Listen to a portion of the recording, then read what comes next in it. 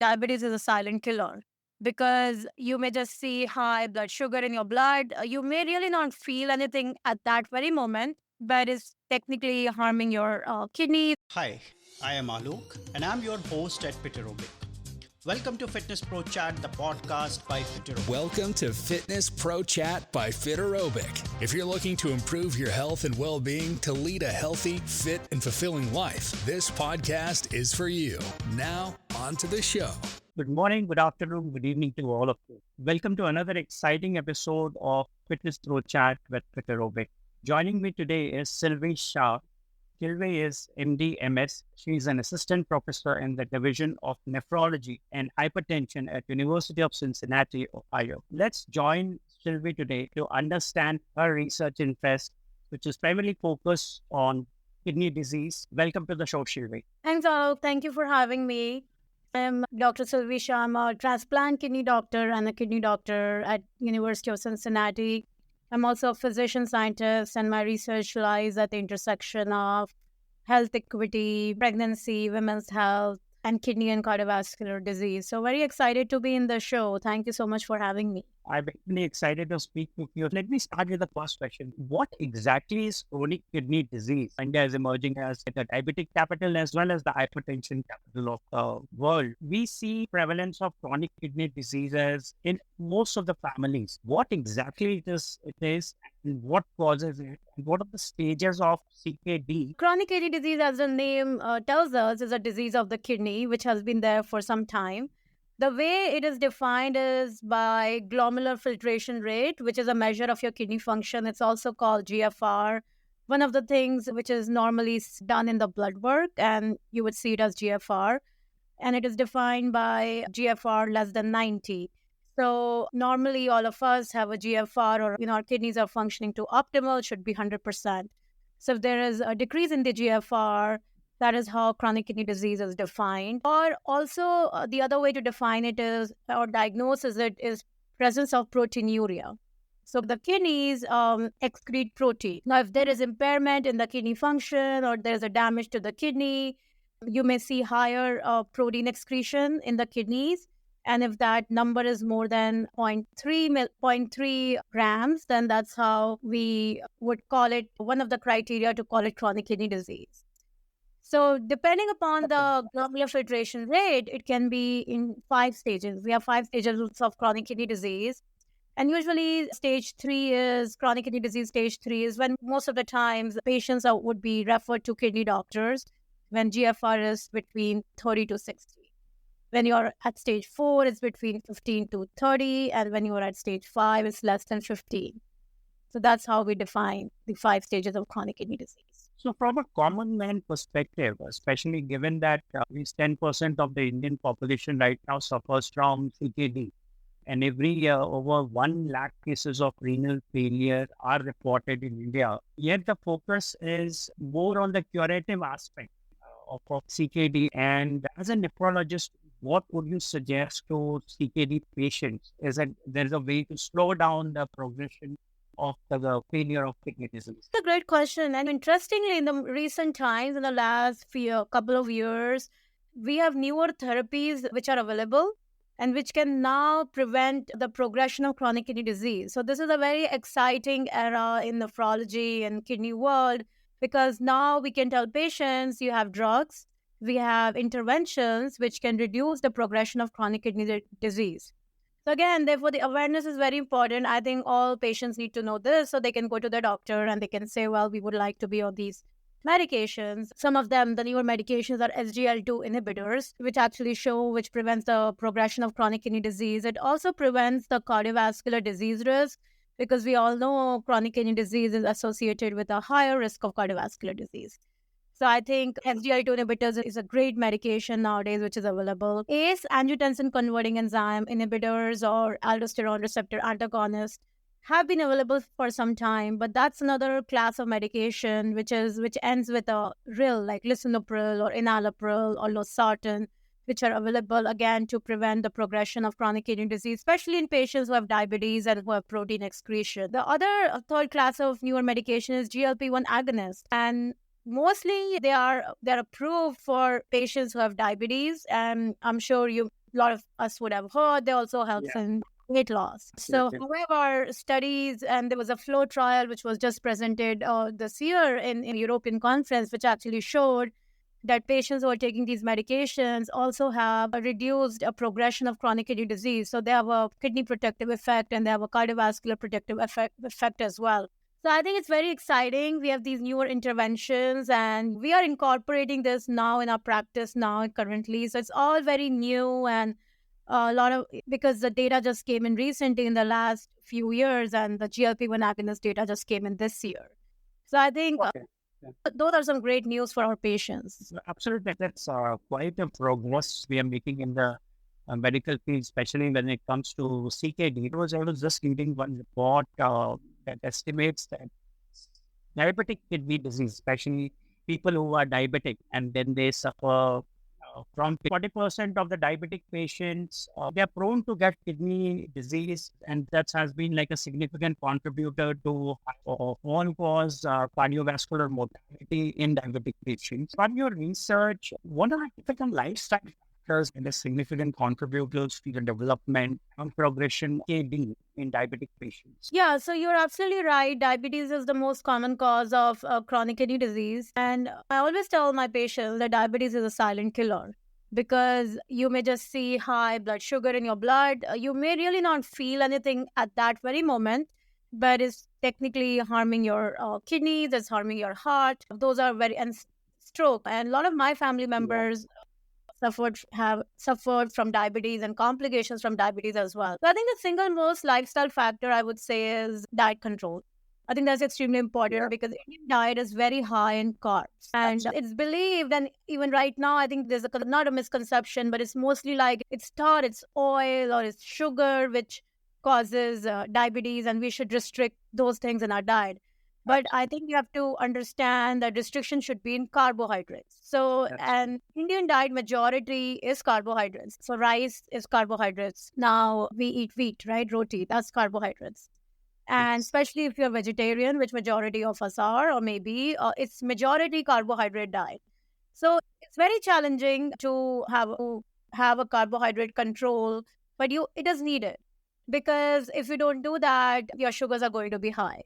But again, I think extreme awareness is important too because, as I said, a lot of people are not aware that a lot of foods, even like if in breakfast we will eat poha or we will eat upma, or all that is carbohydrate rich food. So it's important to emphasize we need to have like green leafy vegetables. We need to have like if you're eating egg, like they are high in protein. Then of course if you are able to eat chicken, I think that's healthy. But bread has a lot of carbohydrates, so that should be avoided. Even fruits have a lot of carbohydrates. So there's a misconception. Well, we're eating fruits that's healthy, but a lot of fruits have a lot of carbohydrates. Like bananas, they have a lot of carbohydrates. That's So you true. also have to be very careful in what fruits you're selecting. Ideally, you should consult a nutritionist or a dietitian. That's extremely important, and they will tailor the foods according to your diet. But I think awareness is very important, and following your diet is extremely important too, because if you're not really doing your diet control, your sugars are going to be elevated. So it's not like I'm eating less. I also see a lot of my patients saying, oh, well, I'm eating very less. I'm not eating any sugar. I'm not eating any oil. But unfortunately, even if they eat like two rotis or even if they eat like two bread and, they have rice, that is the total amount. Like it's a very limited carbohydrates you can take in a day. That is just consumed in one meal, in one time. I think that awareness and recognition is extremely important and education is extremely important. Yeah, that's a very important point, especially in a country like India, where the awareness level, especially about one's own health, is very low. And that's what at Petrovic we are working towards creating mass awareness. And the purpose of this podcast is to create awareness so that we can bring the experts like you to help people understand. Yes, it's not about dissociating yourself from eating sugar or maybe replacing sugar with jaggery. I think that's a common fact most people. But it's about controlling the carbs, and that's where I think still a lot needs to be done. I'd say we are working in the right direction of putting the right kind of messaging to the audience. So that actually brings me to next question, which is like, obviously we have seen there a lot of talk about diabetes remission. Everyone talks about you can at least control the diabetes or manage it to an extent. So is there something similar that could be called as a CKD remission plan or CKD remission program? So yeah, now there's an increasing recognition of that CKM syndrome, which is basically a combination of like diabetes, metabolic syndrome, chronic kidney disease, because any metabolic risk factors or diabetes increases the risk of chronic kidney disease and cardiovascular disease risk. So it's like all of these are interlinked. So what I mentioned was these newer drugs which are available, and actually they were all studied in the diabetic population, and they showed effect for reducing the risk of chronic kidney disease and reducing the risk of cardiovascular disease risk. So I think that awareness, and as I said, these are like these exciting times where we have drugs which can in fact, reduce the risk. And in the past, except ACE or ARBs, which I talked about, like lisinopril, we had nothing to give our patients. We would just monitor their kidney function, and if they are progressing, they would be either on dialysis or would need a transplant. But now it is believed, I mean, we don't have data, but it's believed that with these newer drugs, we can actually prevent the progression of chronic kidney disease, and we would have lesser patients needing dialysis and lesser patients needing transplant. So, and this, as I said, all these drugs were studied in the diabetic population. So now all the diabetic patients have this new option of having these drugs, GLP-1 agonists, SGLT2 inhibitors, and majority of them should be on it, because as I said, the benefits are enormous. It's already commercially available, or is it still in the research? These are available in US. I know SGLT2 inhibitors are available in India as well. GLP-1 agonist, I think it is available now. I did hear recent reports, like people are taking it. I think I'm not sure of the cost, how much they cost, but they have been approved, and I know they're available commercially. That's pretty interesting. So yeah, and I was reading one of your reports that focused primarily on women's health. So how do you see lifestyle factors, especially in women, affect their kidney health, particularly during pregnancy? A lot of my research is on women's health and pregnancy. And I think one thing is just lack of awareness, as you were mentioning, not taking control of your own health. Because as women are primary caregivers, they take care of families as their traditional role. So I think just making sure they're aware of it, extremely important. They need to keep their appointments. They need to make sure they follow with a doctor. Then eat healthy. We do have these guidelines, not guidelines, but recommendations that they should have enough protein in the diet. They should have enough calories in the diet. They should be on vitamins. They should be on folic acid. So all those things are important and needed in pregnancy. Also, it would depend on what sort of chronic kidney disease you have, or if you're on dialysis, we may have to make some recommendations. So suppose if your potassium is running high, we have to tell them take a low potassium diet. Depending on their phosphorus, how much phosphorus, if that phosphorus is running high, we may have to tell them take a low phosphorus diet. So we may have to tailor these changes according to every patient, depending upon what stage of chronic kidney disease they are in and how their numbers are looking. But I think the important thing to remember is that they need to follow with a doctor. They need to incorporate all these changes in their diet so that the baby is born healthy and their health they are also overall healthy. So I think that is the impact which these changes make. So that is important for us to remember. I think that's a very important point that you just discussed about diet control, because that's where I feel most of the patients fail to control their diet, because most of us have that bad habit of indulgence. All of us have sweet tooth. We try to consume a lot of sweets as well. So I want to follow up questions on nutrition and physical activity. So some important, say, nutrients and physical activities that especially CKD patients need to take care of. In general, what we recommend is 30 minutes of physical activity 5 days a week. That is a general recommendation. And I think in general, even if you don't have CKD, we would want to do that. But again, a lot of us may not be doing it. I think that's where the challenge is. But that is our recommendation, and patients overall do fine. And I think diet, I think for CKD patients too, this is what we recommend. Now, if they have diabetes, we ask them to do carb control. If they have hypertension, we ask them for salt restriction. If they have high potassium, we ask them to take a low potassium diet, which is basically restrict your food in tomatoes, potatoes, bananas, oranges, they all have high potassium. If you have high phosphorus, restrict your dairy products and eggs and cheese because they have high phosphorus. So we tell these recommendations to our patients based on the type of chronic kidney disease they have and how their numbers are looking. But as we were talking about, I think the most important thing, especially, is for our diabetic patients because the carb control is extremely difficult to do. And I think it's also awareness. We don't know what we are eating, how much carbs it has. So I think awareness, we may think, oh, we are just eating like a box of chips. But that basically you may be done with your carb. If you eat two packets of chips, you have taken your carbs for the day. So I think that awareness is extremely important. Just making healthy choices in your life, like you need to have more proteins. It's okay to have fat. It's better to have fat than have carb. Like I still see a lot of, actually some of my relatives still saying that, oh, we made this roti and I've not put ghee in it. But I think ghee is still okay. The roti is not okay. So I think it's just to believe that fats, we should restrict ghee and oil. But I think it's not recognized that wheat itself gives you a lot of carbs. Today, I think we are over awareness as well because there's a lot of videos that are available online.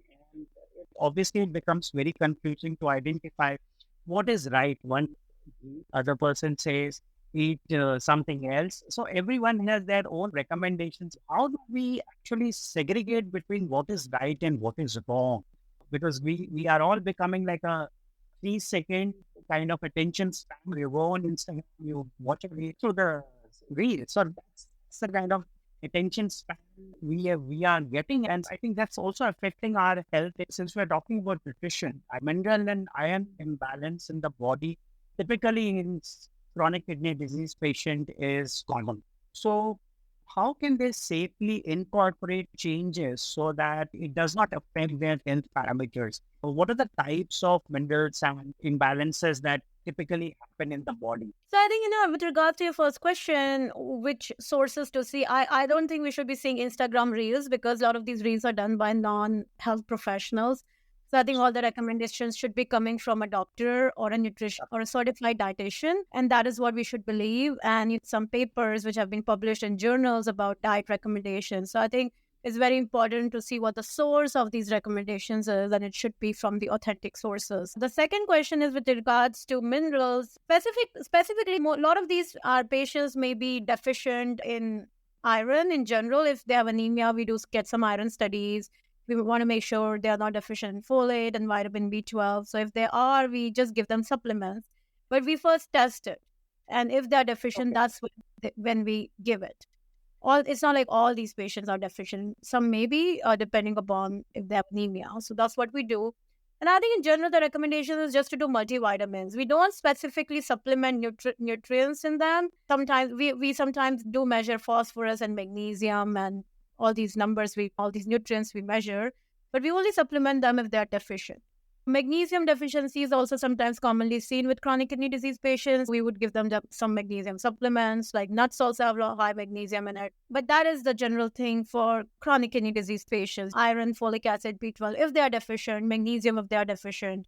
And then we ask them to restrict potassium. If they have high potassium, we ask them to restrict phosphorus if they have high phosphorus. Okay. Very important question. I think many people would want to know, especially if they are CKD and if they have, say, end-stage CKD, at what stage they should actually go for transplant? Because most of the end-stage CKD patients are advised to go for transplant. Some go for it, others try to avoid it as well. So what stage do you think they should be ready to? Usually the guidelines say like GFR, when your GFR, which you were talking about, is less than 20, they can be listed. They can be evaluated and listed for a kidney transplant. So when the GFR is less than 20, it should be they're okay to get a transplant. Now, there are a lot of other factors which depend whether they're able to get a living donor, how soon they're able to get a living donor. But less than 20 is when they can get a transplant. GFR of less than 20. That actually brings me to the last question of today's podcast. And what are your recommendations to CKD patients in managing their lifestyle? I think my recommendation is recognize that you have chronic kidney disease. Just don't ignore it.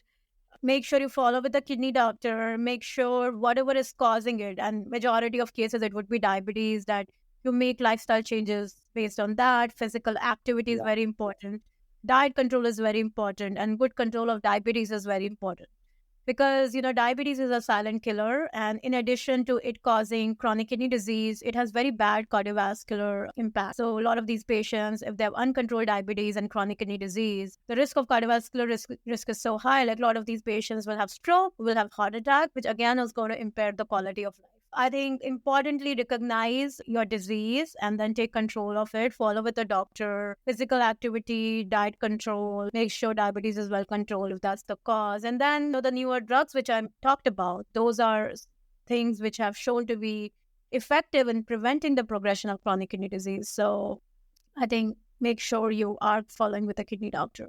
And importantly, lifestyle, we say physical activity and healthy eating habits. I think those are 2 points I would really like to emphasize. Thank you, Silvi, for joining me today for this important discussion. I'm sure a lot of listeners and viewers of this podcast will become aware about CKD. So thanks so much for joining me today. Thank you for having me. Thank you so much. That's a wrap. Thank you for listening to Fitness Pro Chat by Fit Aerobic. We hope you had key takeaways from today's episode and learned something new. Don't forget to download and subscribe so you don't miss the next episode, and leave us a rating and review on your favorite platform. In the meantime, reach out to us on Instagram @FitAerobic or through our website, fitaerobic.com. And remember, failures will only make you strong and better learned. Take care, stay healthy, and live a fulfilling life with Fit Aerobic.